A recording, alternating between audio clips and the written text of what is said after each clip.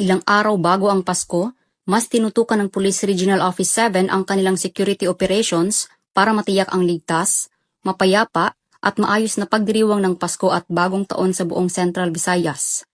Alinsunod sa direktiba ni PNP Acting Chief, Police Lieutenant General Jose Melencio Sinartates Jr., mas pinaigting ng Pro 7 ang police visibility at nag-deploy ng karagdagang mobility assets sa mga terminal ng transportasyon at iba pang mataong pampublikong lugar kung saan inaasahan ang pagtaas ng aktibidad ng publiko sa panahon ng Kapaskuhan.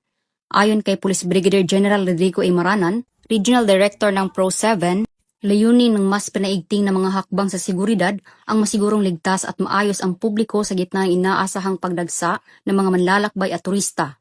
Hinihikayat din ang publiko na manatiling mapagbantay, magipagtulungan sa mga otoridad na nagpapatupad ng batas at agarang iulat ang anumang kahinahinalang aktibidad. Binibigyang diin rin ang matatag na makikipagtulungan ng pulisya komunidad.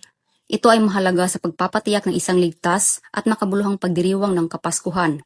Habang sinasalubong ng Central Visayas ang Pasko at Bagong Taon, muling pinagtitibay ng Pro 7 ang pangako nitong protektahan ang mga buhay at ari-arian na tinitiyak na may pagdiwang ng lahat ang panahon ng may kumpiyansa, kapayapaan ng isip at seguridad.